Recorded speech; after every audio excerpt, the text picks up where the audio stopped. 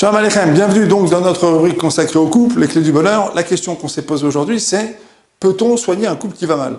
Bon, moi cette question, on me la pose souvent. Dites-moi, ça se soigne? Alors, j'en dis, ah oui, vous occupez de couples en difficulté, ça se soigne. Les gens surmontent ces problèmes. Vous croyez vraiment qu'on peut arriver à soigner ces gens-là? Non, mais, vous savez, moi j'y crois pas du tout à cette histoire. Moi je crois que chacun doit se soigner séparément, et puis c'est tout, et puis voilà. Hein. Qu'est-ce que ça veut dire soigner un couple? D'accord? Alors comme c'est une question qu'on me pose souvent, j'ai envie d'y répondre aujourd'hui. La réponse, elle est, ça dépend mon capitaine. D'accord? Ça dépend de quoi? Ça dépend de l'intensité de ce que l'on doit soigner.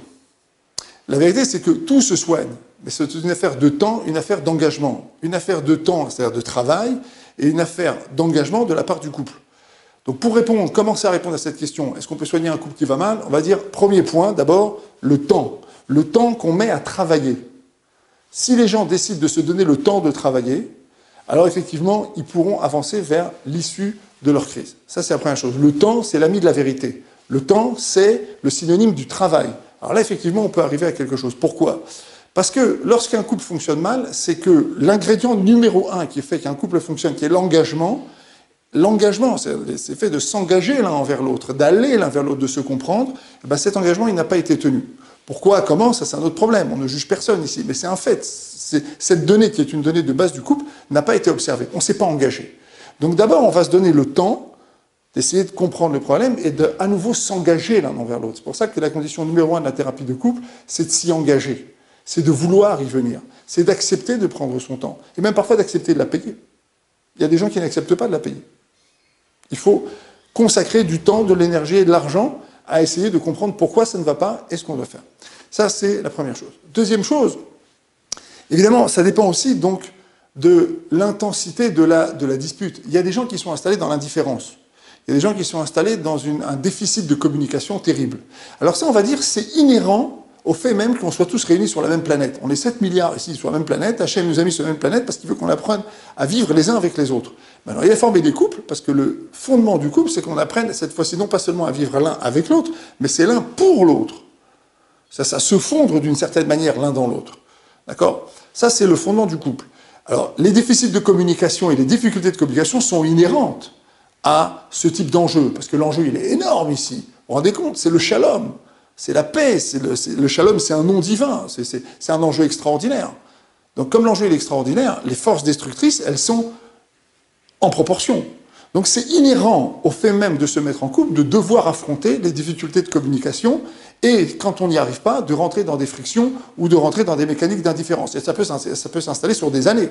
Et puis à un moment donné, il y en a un des deux qui dit « ça suffit ». Alors là, on est sur un terrain, on va dire, connu. On est sur un terrain dans lequel, oui, effectivement, la thérapie, elle est rodée. Pourquoi? Parce que petit à petit, on va tirer les fils de cet entre-là et on va faire découvrir aux couples qu'en vérité, ils sont beaucoup plus proches qu'ils ne le pensent. Et qu'il y a d'autres manières de gérer donc les déficits de communication, les difficultés de communication. Mais il y a un troisième niveau. Le troisième niveau, qui est le niveau de la violence. En fait, c'est un deuxième niveau qui est découpé en deux niveaux. D'accord? Donc, on a dit, premier niveau ici, c'est les difficultés de communication qui sont inhérentes au couple. D'accord? Maintenant, il y a un autre niveau. Ça, c'est qui est partagé en deux. C'est la violence verbale, la violence psychologique ou la violence physique. Alors là, c'est une autre affaire. Pourquoi? Parce que dans la violence, il y a une composante qui est une composante pas seulement de négation de l'autre. Parce que même dans la communication qui ne fonctionne pas, il y a une dimension qui est la négation de l'autre. Mais dans la violence, il y a une dimension qui est une dimension d'annihilation de l'autre. Ça veut dire tu n'existes pas, ou tu n'existes plus, ou tu n'as jamais existé, ou tu n'existeras plus. Tu n'es plus là, je suis seul. Alors là, c'est une autre dimension, parce que c'est une dimension dont on parle beaucoup aujourd'hui, par exemple, autour du terme pervers narcissique. Aujourd'hui, comme c'est étalé un peu partout dans Internet, dont tout le monde est devenu spécialiste de la perversion narcissique, et tout le monde est capable de vous dire que l'autre est pervers narcissique. D'accord? Alors il faut savoir que ces maladies-là, elles sont ajoutées par l'Association internationale de psychiatrie qui, chaque année, réactualise le dictionnaire des maladies, mais ça ne veut pas dire pour autant que c'est une véritable... que ce qui est décrit sur Internet, et ce qui est expliqué sur Internet, ou expliqué par certains psychologues, s'applique à toutes les situations. Il faut être extrêmement prudent. Mais revenons sur la violence. À partir du moment où il y a violence, ici, on est dans un autre processus, un processus de négation. Et là, effectivement, ce qu'il faut rétablir, c'est d'abord la conscience de l'autre. Alors combien de temps ça prend?